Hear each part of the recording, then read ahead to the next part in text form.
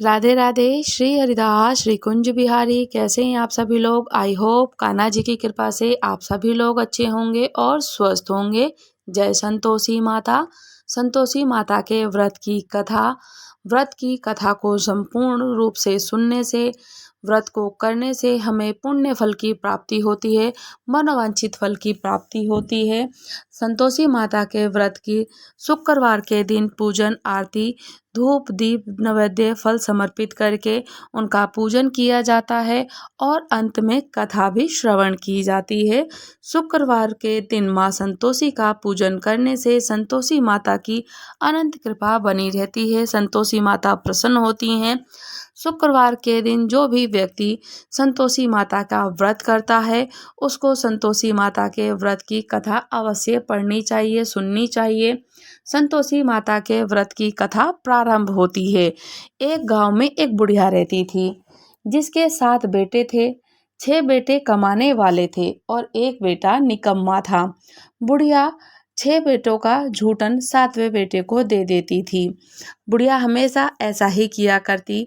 7वां पुत्र एक दिन अपनी पत्नी से बोलता है कि देखो, मेरी माता मुझ पर कितना प्रेम करती हैं, मुझसे कितना स्नेह करती हैं। तब उसकी पत्नी बोलती है, हाँ हाँ क्यों नहीं, सबका झूठन जो बचा हुआ तुमको खिलाती हैं तो तुमसे प्रेम ही करती हैं। उसका पति बोलता है, जब तक मैं अपनी आंखों से देख ना लूं तब तक मैं मान नहीं सकता। उसकी पत्नी हंसकर कहती है कि हाँ, देख लोगे तब तो मानोगे। कुछ दिन के बाद एक त्योहार आता है और घर में 7 प्रकार के भोजन और चूरमे के लड्डू बने थे। उसकी माँ ने अपने हाथों से स्वयं अनेक प्रकार के भोजन पकाए और चूरमे के लड्डू बनाए। वह पत्नी की बात को जांचने के लिए सिर दर्द का बहाना बनाकर पतला सा कपड़ा सिर पर ओढ़कर रसोई में जाकर सो गया और कपड़े से सब कुछ देखता रहा। जब 6 भाई का भोजन करने आए तो उसकी माँ ने बड़े प्रेम से स्नेह से बुलाया। उसने देखा कि माँ ने अनेक अनेक प्रकार के सुंदर सुंदर से उनके लिए आसन बिछाए, 7 प्रकार की रसोई परोसी और आग्रह करके उन्हें भोजन कराती रही। कहती है कि आओ बेटा, भोजन तैयार है, भोजन जीम लो। वह छोटा बेटा सब कुछ देखता रहा। 6 भाई भोजन करके उठ गए। तब माँ ने उनकी 5 थालियों में से लड्डुओं के टुकड़ों को उठाया और एक लड्डू बना लिया। जूठन साफ करके माँ ने छोटे बेटे को पुकारा, तो उठ बेटा उठ, तेरे भाइयों ने भोजन कर लिया है, अब तू भी उठकर भोजन कर ले। तब माँ से कहता है कि माँ, मुझे भोजन नहीं करना। उसके बेटे ने सब कुछ अपनी आंखों से देख लिया। उसके पश्चात वह कहता है कि माँ, मुझे भूख नहीं है, भोजन नहीं करना, मैं परदेश जा रहा हूँ। माता ने कहा कि कल जाना हो तो आज ही जा, कल जाता हो तो आज ही चला जा। वह उसका बोल था। उसकी माता कहती है, हाँ हाँ जा, कल ही जाए, आज से भला आज ही चला जा। तब बेटा बोलता है कि हाँ हाँ जा रहा हूँ। यह कहकर वह घर से निकल गया। चलते समय उसकी पत्नी की याद आ गई उसको। वह गौशाला में कंडे थाप रही थी और वहां जाकर वो बोलता है कि मेरे पास तो कुछ धन नहीं है, पर ये अंगूठी है, सो ले लो, मैं अपनी कोई निशानी दे रहा हूँ, यह अंगूठी अपने पास रख लो और तुम भी मुझे कोई अपनी निशानी दे दो। तो वह बोलती है कि मेरे पास भला क्या है, ये गोबर भरा हाथ है मेरे पास। यह कहकर पत्नी उसकी पीठ पर गोबर के हाथ के थापे मार देती है और वह परदेश को चला जाता है। चलते चलते दूर देश में पहुंचा। वहां एक साहूकार की दुकान थी। वहां जाकर बोलता है कि सेठ जी, मुझे नौकरी पर रख लो। साहूकार को नौकरी की सख्त जरूरत थी। साहूकार ने सोचा कि मुझे तो नौकर चाहिए और मुझे सख्त जरूरत भी है, तो उसको साहूकार ने नौकरी पर रख लिया। साहूकार ने कहा कि काम देखकर तनख्वाह मिलेगी। उसने कहा, सेठ जी, जैसा आप ठीक समझे। उसे साहूकार ने यहाँ नौकरी पर रख लिया अपने यहाँ और उसे नौकरी मिल गई। वह वहाँ दिन रात काम करने लगा। कुछ दिनों में दुकान का लेन देन, हिसाब किताब, ग्राहकों को माल बेचना, सारा काम करने लगा। तो साहूकार के 7-8 नौकर थे, वे सब चक्कर खाने लगे। देखने लगे कि ये तो बहुत जल्दी काम करता है, लेकिन उसने अपनी लगन, परिश्रम और ईमानदारी से सभी को पीछे छोड़ दिया। उसे अपने किए पर फल मिला और सेठ ने भी उसका काम देखा। 3 महीने में ही उसे मुनाफे के अपनी दुकान का मुनाफे में साझेदारी बना लिया और अपने साथ अपने साझेदार बनाकर काम करने लगा। परिश्रम करते करते 12 वर्ष ही वह नगर का नामी सेठ बन गया। 12 वर्ष बीत गए और नगर का बहुत बड़ा नामी सेठ बन गया और सेठ अपना सारा कारोबार उस पर छोड़ छाड़ कर बाहर चला गया। इधर उसकी पत्नी पर क्या बीतती है वह भी सुन लो। सास ससुर उसे दुख देने लगे, गृहस्थी का काम करवाकर उसे लकड़ी लेने जंगल में भेजते। इसी बीच घर की रोटियों में आटे से जो भूसी निकलती उसकी रोटी बनाकर रख दी जाती और फूटे नारियल की नरेली यानी फूटे नारियल के टुकड़े में पानी दे दिया जाता। इस तरह से दिन बीतते रहे तो एक दिन वह जंगल में लकड़ी लेने जा रही थी। तब उसे रास्ते में बहुत सी स्त्रियां संतोषी माता का व्रत करती दिखाई दी। ये वहां खड़ी होकर उनसे पूछने लगी, बहन, ये तुम किस देवता का व्रत करती हो और इसे करने से क्या फल मिलता है? इस व्रत को करने से क्या विधि है? यदि तुम अपने इस व्रत का विधान मुझे समझा दो और बता दो तो मैं तुम्हारा बड़ा एहसान मानूंगी। उनमें से एक स्त्री बोलती है, सुनो, ये संतोषी माता का व्रत है। संतोषी माता का व्रत हर शुक्रवार को करना चाहिए। इसके करने से निर्धनता, दरिद्रता का नाश होता है, लक्ष्मी आती है, मन की चिंताएं दूर होती हैं, मन को प्रसन्नता और शांति मिलती है, निपुति को पुत्र मिलता है, प्रीतम बाहर गया हो तो वह शीघ्र ही लौट आता है, कुंवारी कन्या को मनपसंद वर मिलता है, चलता मुकदमा खत्म हो जाता है, ग्रह क्लेश और कलह क्लेश की निवृत्ति होती है और सुख शांति होती है। घर में धन जमा हो, धन जायदाद का लाभ होता है और सभी मन की मनोकामनाएं पूर्ण होती है। जो भी हमारे मन की कामना हो संतोषी माता की कृपा से पूरी हो जाती है और इसमें कोई संदेह नहीं है। तब वह पूछती है कि ये व्रत कैसे किया जाता है, ये मैं भी करूँगी, कृपया करके आप मुझे भी बता दीजिए। तब स्त्री कहने लगी कि बिना परेशानी के श्रद्धा और प्रेम से जितना भी बन सके प्रसाद ले लेना, 5.25 पैसे या 5.25 आने, इससे भी ज़्यादा शक्ति हो तो भक्ति के अनुसार गुड़ और चना ले लो। हर शुक्रवार को निराहार रहकर कथा कहना और सुनना। इसमें ओम बीज कम नहीं टूटना चाहिए। ओम बीज कम नहीं टूटना चाहिए मतलब कि इस नियम का पालन लगातार ही करना चाहिए और व्रत को नहीं तोड़ना चाहिए।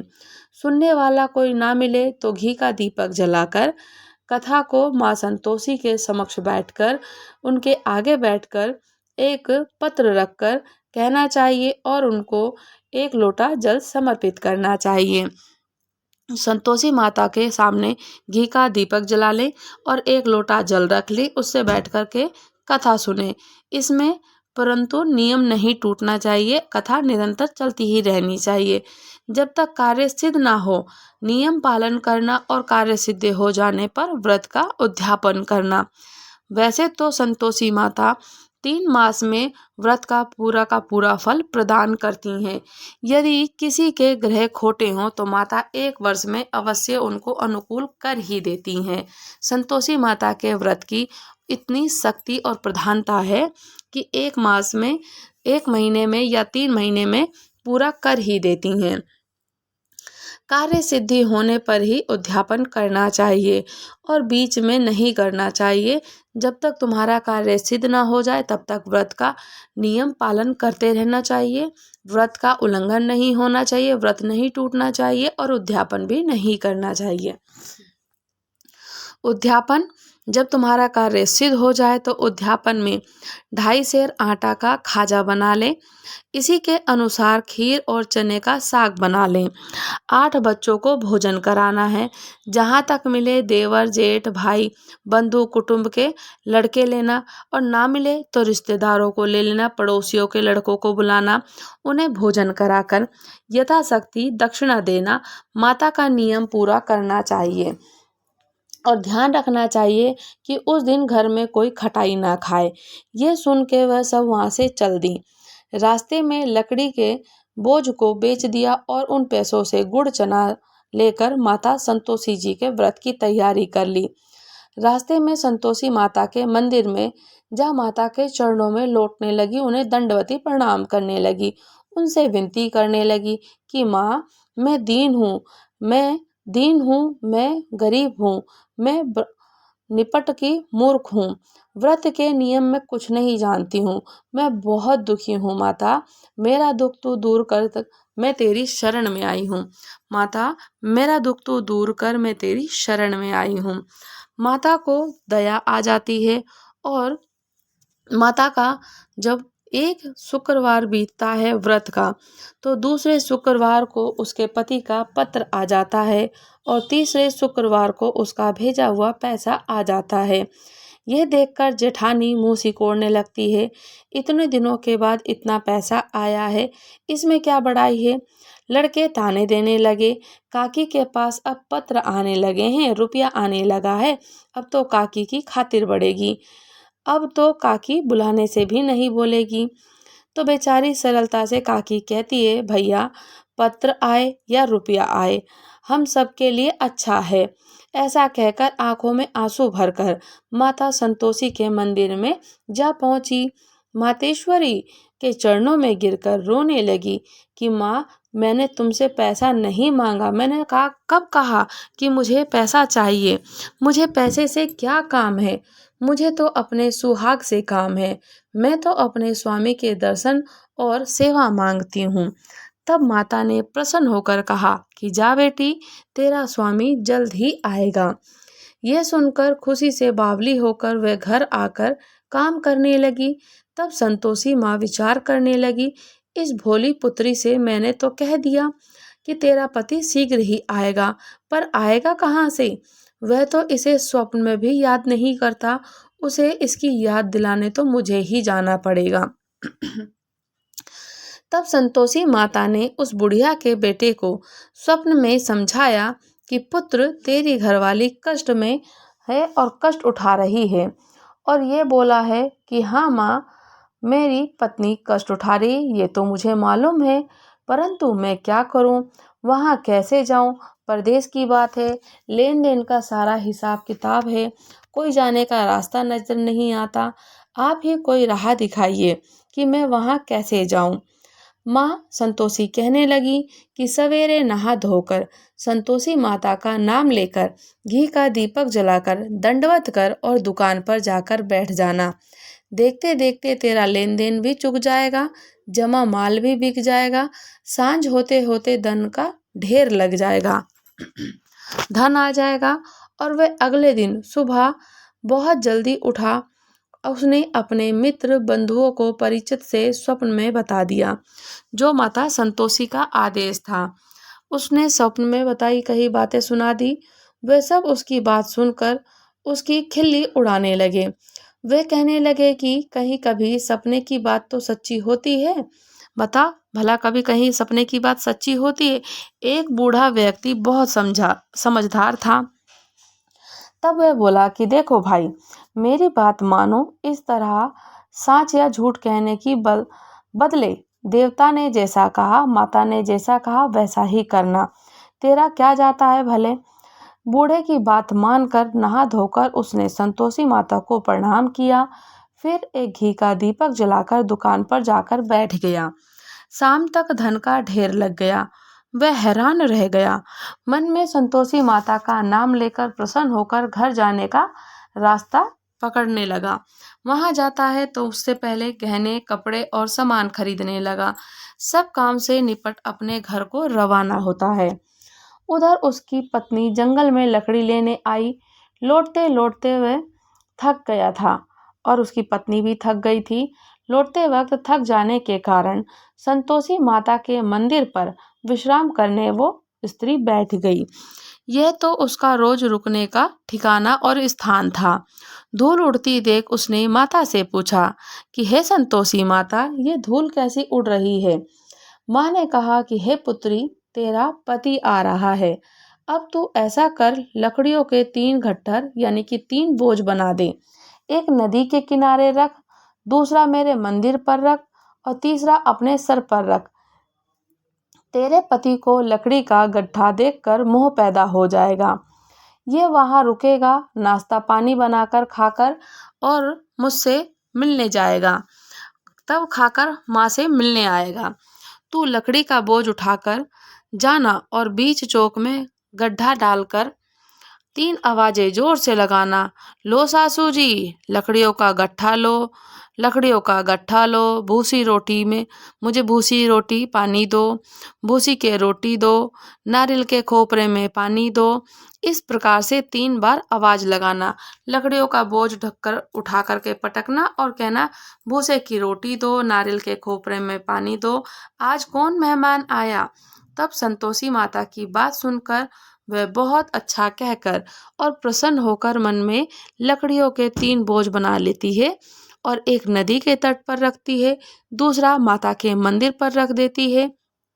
इतने में ही मुसाफिर उसका पति आ पहुंचा। सूखी लकड़ी देखकर उसको इच्छा हुई कि अब यहीं विश्राम कर लें और भोजन बनाकर खा पीकर गांव की ओर चलते हैं। इस प्रकार भोजन कर विश्राम करता है और वह अपने गांव में आ गया। उसी समय बहू सिर पर लकड़ी का गट्ठर बोझ लेकर आई। उसने गट्ठर को आंगन में डाल दिया और जोर जोर से 3 आवाजें लगा दी, लो साजू लो सासू जी, लकड़ी का गट्ठर लो, भूसे की रोटी दो, नारियल के खोपरे में पानी दो। लो सासू जी, लकड़ी का गट्ठर लो, भूसे की रोटी दो, नारियल के खोपरे में पानी दो, आज कौन मेहमान आया है? यह सुनकर सास ने अपने दिए हुए कष्टों को भुलाने के लिए कहा, बहू तू ऐसा क्यों कहती है? तेरा मालिक ही तो आया है। बैठ, मीठा भात खाकर कपड़े गहने पहन। पत्नी की आवाज सुनकर उसका स्वामी, उसका पति बाहर आया और उसके हाथ में पहनी हुई अंगूठी देखकर व्याकुल हो गया। उसने माँ से पूछा कि माँ, ये कौन है? माँ बोली, बेटा तेरी पत्नी है। आज 12 वर्ष हो गए हैं जब से तू गया है, तब से सारे गांव में जानवर की तरह भटकती और फिरती रहती है। काम काज कुछ करती नहीं है, 4 समय आकर खा जाती है। अब मुझे देखकर भूसे की रोटी दो, भूसे की रोटी दो, नारियल के खोपरे में पानी मांगती है। और वह बोला, माँ मैंने इसे भी देखा और तुम्हें भी देखा, मुझे दूसरे घर की चाबी दो, मैं उसमें रहूंगा। ठीक है बेटा, जैसे तेरी मर्जी। माँ ने चाबी का गुच्छा बेटे के सामने रख दिया। उसने दूसरे घर को खोलकर सारा सामान समाया। सारा सामान जचाकर एक ही दिन में वह राजा के महल जैसा ठाट बाट बन गया। अब क्या था, वह सुख सुख भोगने लगी। अगला शुक्रवार उसने पति से कहा कि मुझे संतोषी माता का उद्यापन करना है। तब पति बोलता है, बहुत अच्छा, खुशी से कर लो। वह उद्यापन की तैयारी करने लगी। जेठ के लड़कों को भोजन के लिए कहने गई, उन्होंने मंजूर किया, परंतु पीछे से जेठानी ने अपने बच्चों को सिखाया, देखो भोजन के समय सब लोग खटाई मांगना, जिससे उसका उद्यापन पूरा ना हो। लड़के भोजन करने आए, खीर पेट भर कर खाई, परंतु बाद में बात को याद आते ही वह कहने लगे कि हमें कुछ खटाई खाने को दो, खीर खाना हमें भाता नहीं है, मीठा हमें भाता नहीं है, कुछ खटाई दे दो। और खटाई दे दो तो अरुचि होती है मीठे में, खटाई दे दो तो मन ठीक हो जाएगा। लड़के उठ के खड़े हुए, बोले कि खटाई नहीं दोगी तो कुछ पैसा लाओ। भोली बहू कुछ जानती नहीं थी, उसने उन्हें पैसे दे दिए। लड़कों ने बाजार जाकर उन पैसों से इमली खरीदी और खटाई खा ली। खटाई खाकर बहू पर माताजी ने क्रोध किया। माताजी को बड़ा ही क्रोध आया। राजा के दूत उसके पति को पकड़कर ले गए। अब सब मालूम हो जाएगा, ये उसकी जेठानी कहने लगी। जब जेल की रोटी खाएगा, बहू से ये वचन सहन नहीं हुए। वह रोती हुई संतोषी माता के मंदिर में गई और कहने लगी, माता तुमने ये क्या किया? हंसाकर क्यों रुलाने लगी? माता बोलती है, पुत्री तूने मेरा व्रत भंग किया है। इतनी जल्दी सब बातें भुला देती? वह बोली, माता भूली तो नहीं हूँ, ना कुछ अपराध किया है। मुझे तो लड़कों ने भूल डाल दिया है। लड़कों ने ही उन्होंने मुझसे पैसे मांगे, मैंने कुछ कारणवश उन्हें पैसे दे दिए, उन्होंने खटाई खा ली। मुझे क्षमा कर दो माँ। माँ बोली, ऐसी भूल कभी नहीं होती। ये बोली, अब कोई भूल नहीं होगी। अब मैं फिर से तुम्हारा उद्यापन करूंगी। अब बताओ मेरे पति कैसे आएंगे? तब संतोषी माँ बोलती है कि पुत्री जा, तेरा पति तुझे रास्ते में ही आता मिलेगा। वह मंदिर से निकलकर बाहर आई और रास्ते में उसने अपने पति को आता हुआ देखा तो उसने पूछा, कहाँ गए थे? वो बोलता है कि इतना धन जो कमाया है उसको राजा को मैं कर देने गया था, राजा ने कर मांगा था, वह भरने गया था। वह प्रसन्न होकर बोली, भला हुआ, अब घर चलो। फिर अगला शुक्रवार आया। वह बोली, मुझे माता संतोषी का उद्यापन करना है। पति ने कहा, ठीक है करो। वह फिर जेठ के लड़कों से भोजन को कहने गई। जेठानी ने लड़कों को सिखा दिया कि तुम्हें पहले की तरह खटाई मांगना है। लड़के भोजन करने बैठे, लेकिन भोजन करने से पहले ही कहने लगे, हमें खीर पूरी नहीं भाती है, जी बिगड़ता है, मन खट्टा होता है, हमें कुछ खटाई खाने को दो। ये बोलती है कि खटाई खाने को नहीं मिलेगी, खाना है तो खाओ और नहीं खाना है तो मत खाओ। उनके आप इस प्रकार से खटाई नहीं मांगो। उनके उठकर चले जाने पर उसने ब्राह्मणों के लड़कों को बुलाकर भोजन कराया और दक्षिणा की जगह उन्हें एक एक फल दे दिया। इससे संतोषी माता प्रसन्न हो गई। माता की कृपा से 9 माह के बाद उसको चंद्रमा के समान एक सुंदर सा पुत्र प्राप्त हुआ। पुत्र को लेकर वह प्रतिदिन संतोषी माता के मंदिर जाने लगी। माँ ने सोचा कि ये रोज आती है, आज क्यों ना मैं ही इसके घर चलूं, इसका आसरा देखूं तो सही। वह विचार करके संतोषी माता ने भयानक सा रूप बनाया। गुड़ और चने से सना अपना मुख ऊपर सूंड के समान होठ कर ली। उस पर मक्खियां भिनभिना रही थी। दहलीज पर पैर रखते ही उसकी सास चिल्लाई, देखो रे कोई चुड़ैल डाकनी चली आ रही है, देखो कोई चुड़ैल डाकनी चली आ रही है, लड़के इसे भगाओ नहीं तो ये सबको खा जाएगी। बहू रोशनदान से देख रही थी, वह प्रसन्न हो उठी, आज मेरी माता मेरे घर आई है। यह कहकर दूध पीते बच्चे को गोद से उतार दिया। इस पर उसको सास ने क्रोध भी किया और बोलती है कि अरे ओ रांड, इसे देखकर कैसी उतावली हुई है जो बच्चे को पटक दिया। इतने में माँ को प्रताप से जहाँ देखो वहाँ लड़के ही लड़के नजर आने लगे। ये बोलती है कि माँ जी, जिनका व्रत मैं करती हूँ ये संतोषी माता है। इतना कह उसने झट से घर के सारे किवाड़ खोल दिए। सबने माता के चरण पकड़ लिए और विनती करने के कहने लगी कि माता, हम मूर्ख हैं, अज्ञानी हैं, तुम्हारे व्रत की विधि हम नहीं जानते, तुम्हारा व्रत भंग करके हमने बड़ा ही अपराध किया। माता, आप हमारे अपराध को क्षमा करो। इस प्रकार बारंबार कहने से माता प्रसन्न हुई। इसके बाद उसकी सास कहने लगी कि संतोषी माता, आपने बहू को जैसा फल दिया वैसा फल सबको देना। जो कथा सुने, पढ़े या किसी को सुनाए उसके सभी मनोरथ को पूर्ण करना। हे संतोषी माता, आप सभी पर कृपा करना। इस प्रकार से आपका जो पूजन विधि विधान से व्रत करे, उद्यापन करे, उसके मन की मनोकामना को पूर्ण करना। जैसे तुमने बहू को संतोष दिया, फल दिया, ऐसे ही सबको देना। बोलो संतोषी माता की जय। संतोषी माता की जय। संतोषी माता सभी के मनोकामनाओं को पूर्ण करे।